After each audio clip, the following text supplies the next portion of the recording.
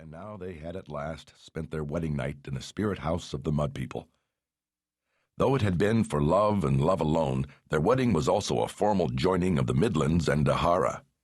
Had they been wedded in any of the great cities of the Midlands, the event undoubtedly would have been a pageant of unparalleled splendor. Kahlan was experienced in pageantry.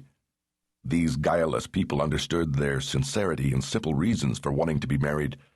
She preferred the joyous wedding they had celebrated among people bonded to them in their hearts over one of cold pageant. Among the Mud People, who led hard lives on the plains of the wilds, such a celebration was a rare opportunity to gather in merriment, to feast, to dance, and to tell stories. Kahlan knew of no other instance of an outsider being accepted as Mud People, so such a wedding was unprecedented. She suspected it would become part of their lore, the story repeated in future gatherings by dancers dressed in elaborate grass and hide costumes, their faces painted with masks of black and white mud. "I do believe you are plying an innocent girl with your magic touch," she teased breathlessly. She was beginning to forget how weak and weary her legs were. Richard rolled onto his back to catch his breath. "You suppose we ought to go out there and see what Zed is up to?" Kahlan playfully smacked the back of her hand against his ribs. "Why, Lord Rahl, I think you really are bored with your new wife. First the chickens, then Tava bread, and now your grandfather." Richard was watching the door again. "I smell blood." Kahlan sat up. "Probably just some game brought back by a hunting party. If there really was trouble, Richard, we would know about it. We have people guarding us. In fact, we have the whole village watching over us. No one could get past the Mud People hunters unseen. There would at least be an alarm, and everyone would know about it." She wasn't sure if he had even heard her. He was stone still, his attention riveted on the door. When Kahlan's fingers glided up his arm and her hand rested lightly on his shoulder, his muscles finally slackened, and he turned to her. "You're right." His smile was apologetic. "I guess I can't seem to let myself relax." Nearly her whole life, Kahlan had trod the halls of power and authority. From a young age, she had been disciplined in responsibility and obligation, and schooled in the threats that always shadowed her. She was well steeled to it all by the time she had been called upon to lead the alliance of the Midlands. Richard had grown up very differently, and had gone on to fulfill his passion for his forested homeland by becoming a woods guide.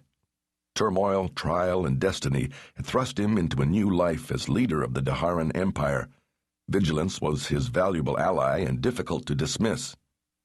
She saw his hand idly skim over his clothes. He was looking for his sword. He'd had to travel to the Mud People's village without it. Countless times she had seen him absently and without conscious thought reassure himself that it was at hand. It had been his companion for months, through a crucible of change, both his and the world's. It was his protector, and he, in turn, was the protector of that singular sword and the post it represented. In a way, the sword of truth was but a talisman. It was the hand wielding the sword that was the power. As the seeker of truth, he was the true weapon. In some ways, it was only a symbol of his post, much as the distinctive white dress was a symbol of hers.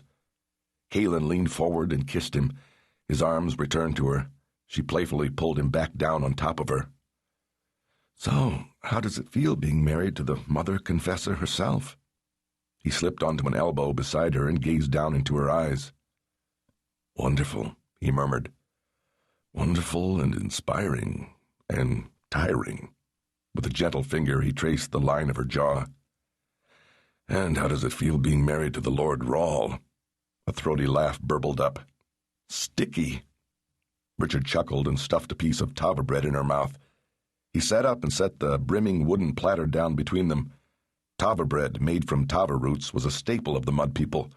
Served with nearly every meal, it was eaten by itself, wrapped around other foods, and used as a scoop for porridge and stews.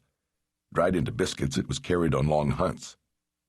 Kahlan yawned as she stretched, feeling relieved that he was no longer preoccupied by what was beyond the door. She kissed his cheek at seeing him once again at ease. Under a layer of warm Tava bread, he found roasted peppers, onions, mushroom caps as broad as her hand, turnips, and boiled greens. There were even several rice cakes.